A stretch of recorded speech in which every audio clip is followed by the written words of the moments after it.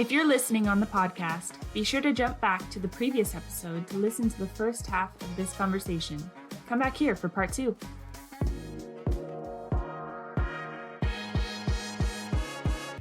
Welcome to the Building Doctor Show with Jens Johansson. All right, let's get to the teacher's office hours here and the Q&A. And the first few questions are those sent to us between shows. So the live Q&A will happen right after that. So make sure you put your questions in the Q&A. I see a bunch of things in chat, and I see 3 over in the Q&A.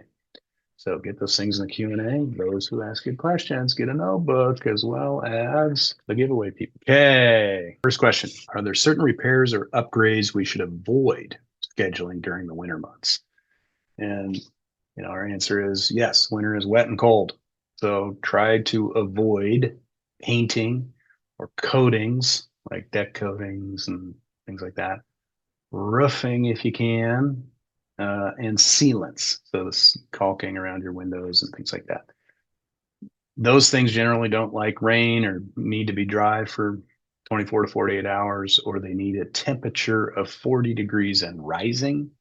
So if it gets cold at night down to 25 degrees, it'll mess with the sealants and coatings and screw them up. It can cause them to blister and bubble and flake. So other things kind of depend on location. If you're up in the hills or if you're in, some of our other markets, if there's snow on the ground, it's hard to set up a ladder. It's slippery.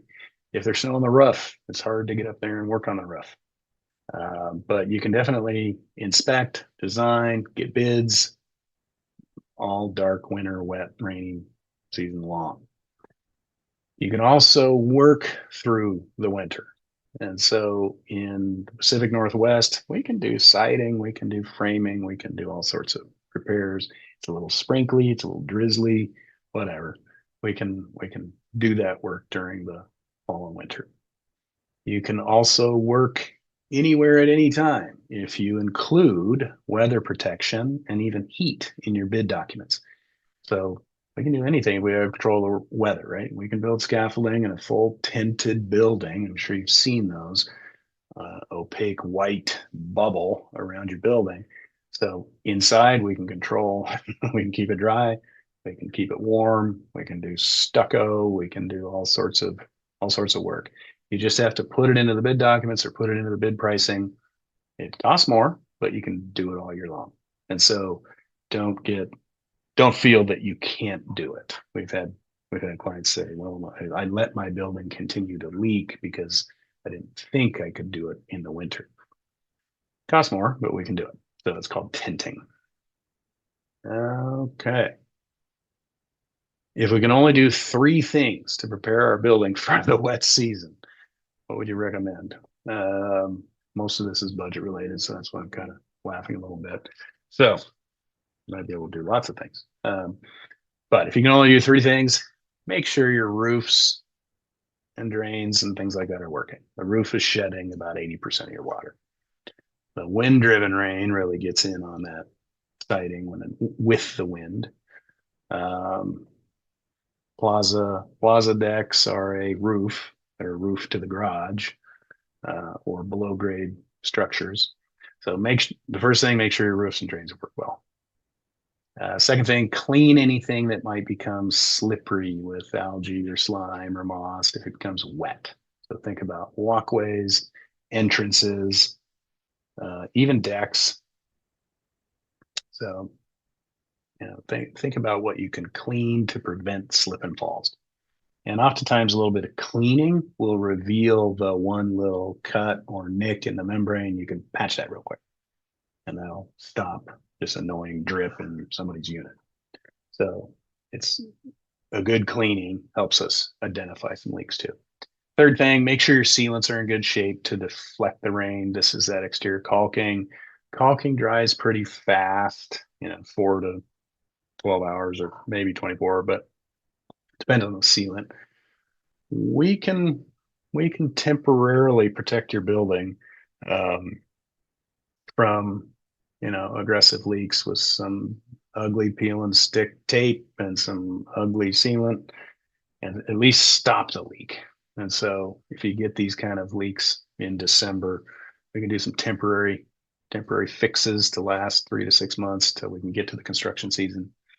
So you can, make sure your roofs are working, clean anything, and make sure your ceiling's in good shape. And those would be the three things I would focus on. Okay, other questions? I see 5 in there now. Good job. Okay. First question. What if the new board changes the budget by adding a new property manager and did not tell owners? What if the board is collecting less than was in the budget? Kind of 2 questions there. Yes, maybe adding a new property manager depends on what you had in the budget. If you had $1,000 for the old property manager and the new property manager is 3,000, now we have a $2,000 difference. So we've hired this new manager. It is what it is. We need to find that extra $2,000 somewhere. So that's where that shell game starts. You start moving in the shell game, that coconut where you hide the pea and you move it around, or you see it at the baseball game with the red solo cups and which one has the balls under it. So that's what I mean by that. But you're moving things around, and we got to take from here to go to there to have a balanced budget. So that new fee caused this movement. So what if the board is collecting less than what was in the budget? Well, that's you've got approval collecting. That would be a good question for the manager. I don't exactly know how that works, but it's supposed to. We need to collect X from each unit owner. That's typically on a pro rata basis, but again, you got to go back to your CC&Rs. It's usually on square footage, or most of the time it's on square footage. So a 3-bedroom unit pays more than a 1-bedroom unit. So everybody should have some kind of each unit should have an allocation of budget that they're paying. So if they're collecting less than what was in the budget, I can see a couple scenarios here. The first one was a mistake. They just didn't tell the right number what they needed to collect. They need to go back and collect that. I think that's if they're not paying what they're supposed to pay. I think that's a catch-up due, but maybe a manager can type something into the blank there. But again, manager question as opposed to building consultant question. But also the other thing that I just remembered, if some units go into foreclosure, they're not paying their dues, or they're not paying them right now. You have to do it for some kind of foreclosure collection procedure. So maybe you'll get that money in 6 months to reimburse that. But we as the association are all in this, and the garbage bill has to be paid. And so if 5 members aren't paying their dues, they're getting fines and things like that to get caught up, but the rest of us got to keep the garbage coming.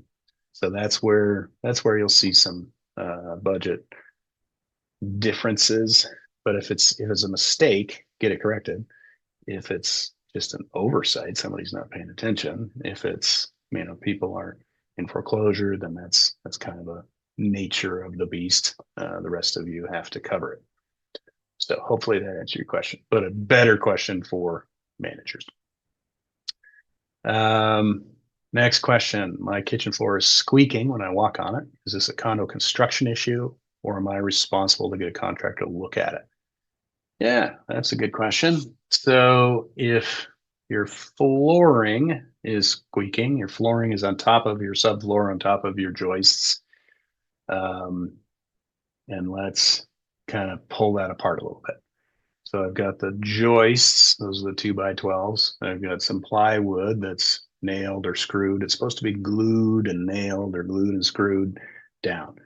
Where we get the squeak is a nail is going through the plywood, and the plywood slightly rising up and down on it, rubbing, and that's that squeak. And so over time, the nail backs out a little bit, or older buildings, we didn't use the glue and screw. Newer buildings, we have the glue and screw, or glue and nail, ring shank nail. It's a grippy nail. And so that's 90% of the squeak we get. Flooring, we've seen some flooring things where some floating floors, the LVP, the luxury vinyl plank, or the Pergos, or you kind of name those things.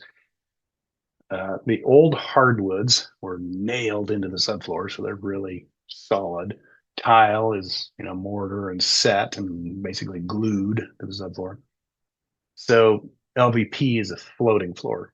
So your luxury vinyl plank or your, Pergo style non-hardwood, looks like hardwood, not hardwood. Um, that can move and that can rub and squeak against cabinets or squeak against the perimeter. So all that to say, framing and subfloor are common elements. Your floor covering is likely your responsibility. Again, your CCRs will say that you either own from the drywall in or the subfloor up, or you own from the flooring that was originally installed. So anyway, you need to dig into that. But what is this really? A squeaky floor? It's usually can be fixed with an hour of a carpenter's time and a couple little small little screws, maybe with some screw heads, and take care of that squeak. Because some of these squeaks can get really annoying, especially to you and your neighbors and things like that. So, good question. I think I would read the CCNRs, ask your manager about it.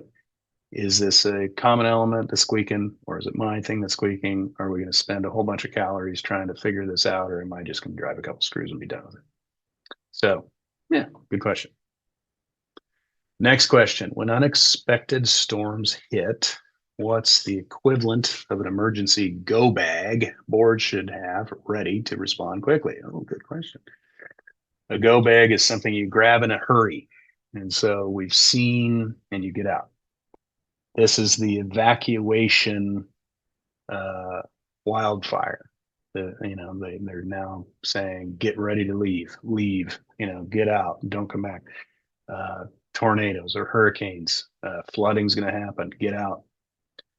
So what's the equivalent of a board go bag?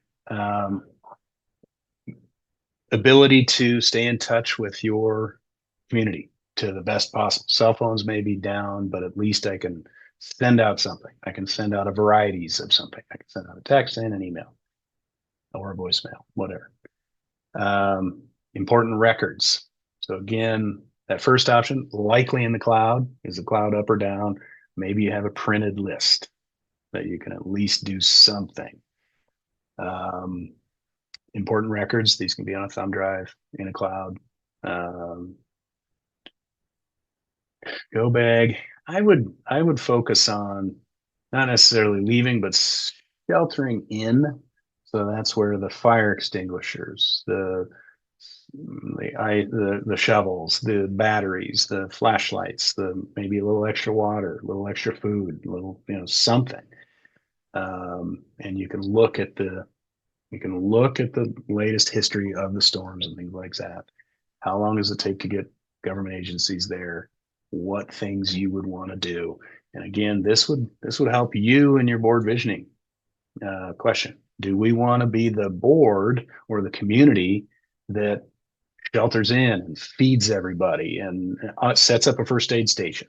Maybe that's you, and you say we're gonna be here and we're gonna do that. We're gonna let the first responders park in our parking lot. We're gonna work with them, or everybody's on their own. See you later. And so, but again, it's a good backup idea. So, what does the board have to do in an emergency? I wonder if your CCNRs talk about that. Maybe that's something to discuss and talk about. But good question. Emergency preparedness is important, and first aid kits, things like that. Blankets. I don't know. Again, how much do you want to, as a board, take care of your community? And we hear this all the time. Here are key residents we're worried about, we're keeping an eye on. Maybe that's more, maybe I want to make sure this person can get out. Are there ride shares, things like that. I don't know, go crazy. But that's part of your visioning exercise in that project planning. So good question. Next question. What question should I be asking if looking to buy a condo that has disclosures about pending projects and repairs needed? That's a good one. Okay. So when there's a, hey, our decks are falling off, And we've had an engineer come out and they found a bunch of rotten beams or water damage, this and that, and they're shoring things and we got some repairs coming. That report is out to the residents now, and you have to disclose it on Form 17. And it specifically asks about condos. If you know if there is there any pending assessments, is there any work that needs to be done, is there any lawsuit stage or whatever stage. Depending on what state you're in, Washington has a resale certificate that has to identify all this stuff. And so new buyers get this resale certificate that identifies it. Other states have similar things, but again, buyer seller have a duty to disclose. And we see it. We had called in that they knew about it. They didn't disclose it. And now there's a lawsuit back from the new buyer saying you did know about this.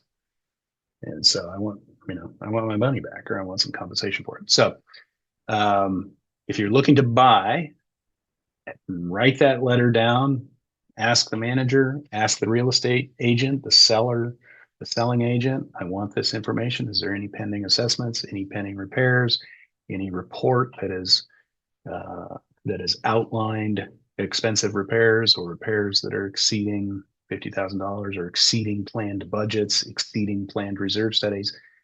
Another question I'd ask, can I see your current reserve study? It's back from 1982. Okay, that just demonstrates they aren't paying attention to this stuff and they aren't planning for reserves. How much are in your reserves? I'm joining this community.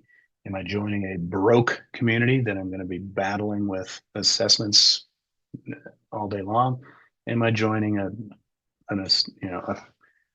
what would I call it? A budget friendly. They have set aside money for repairs, and I'm joining them, and I'll pay for my share. That's fine. So those are reserve, budget, planned repairs, known about weird reports, expensive things that could blow up into this stuff. Then understand we're at chapter 3 of a 10 chapter book. We know there's an issue. We don't have a price for it yet. We're working on getting that price. And once we have it, we'll be able to share it. And so that's a continuum. And if you're coming in right after an investigation's been done, we don't have a price yet. So anyway, really good question. And we see it a lot. So I know I got to hustle here. I'm over time.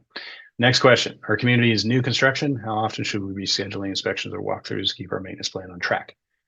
The assumption is you're brand new. You don't need any work. We don't have to deal with it. As long as you were built well, you should have a good performance track ahead of you. If you were built sloppy or you had delays, we're working on all sorts of projects now that were shut down during COVID. And guess what? They have problems. Or back in 2008, we're shut down because we lost financing and the stock market exploded. And so these projects are half built and sat out in the weather. So these are issues. Find out, was there anything interrupting construction? How, just as a rule of thumb, we're already talking about a fall inspection. These are visual inspections. We're just gonna walk around and make sure everything's looking good. Invasive inspections is probably every 3 years or at least do one. And so then you can build a baseline of, we looked under the siding a few years ago. We didn't find anything abnormal. And we actually found a really good weather resistant barrier underneath. Probably okay. Or we looked a couple of years ago, found no weather resistant barrier. We didn't find any leaks, but the building has no raincoat. So what do you think it's going to do? Where we're going to leak. And so we got to keep on top of that. So keeping these things processing, or kind of, how often should you go to the doctor? Am I young and healthy? I should still do an annual exam. I should still get some screening done. I should still, go through these tests. Do I need this certain test or the certain procedure? Not until you're 50, not until you're 60. And so you kind of follow that same sort of thinking. And I believe that's all the questions. Good questions, folks. Okay, get the next one. Let's do a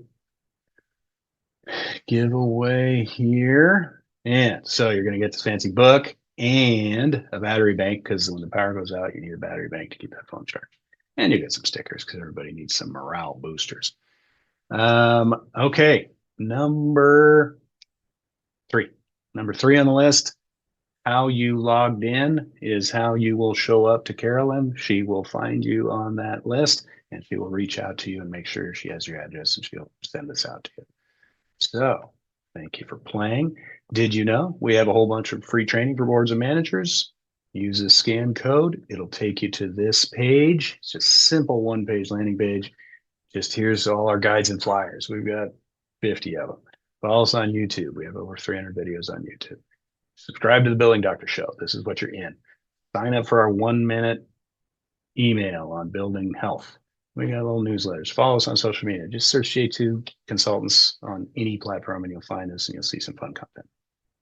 So thanks for tuning in. See you next month. Good show, everybody. Stay tuned for next month. Thank you. This podcast is part of J2's free live webinar, The Building Doctor Show.